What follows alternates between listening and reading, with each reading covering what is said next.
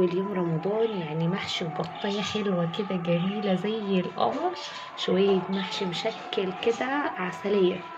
ومعايا هنا شوربه لسان عصفور. بصوا الشوربه بتاعت البط عامله ازاي.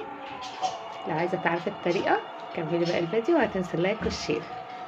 هبدا بقى هفرم بصلايه مع طماطميه مع قرن فلفل، وهحط فصين توم وافرمهم كويس قوي.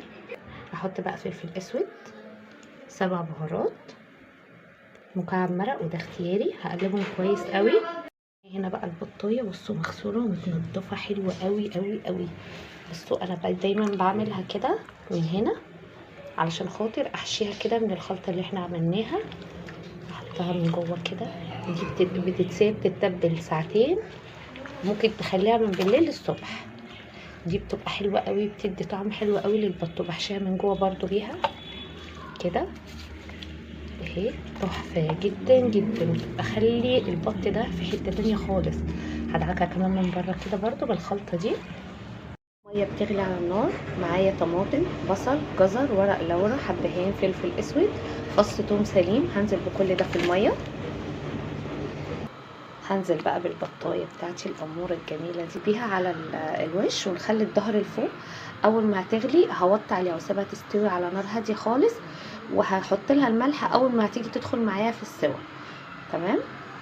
اهم حاجه ما ننساش عصير الليمونه مع كل شوربه كده، بنحط عصير ليمون بيخلي الشوربه فاتحه، وفي نفس الوقت هتخلي لو انت بتعملي في ألمونيوم الحله ما تتعبكيش وانت بتنضفيها. واهم حاجه نشيل الريم اللي بيطلع على الوش، ونخلي بالنا واحنا بنشيله عشان ما نشيلش فصوص الحبهان. استوت معايا. بصوا حلوه قوي. هتعرفي ان هي استوت ازاي، تحطي السكينه لو دخلت بسهوله تبقى كده استوت. وادي الشوربه كمان بصوا حلوه ازاي وفاتحه تحفه.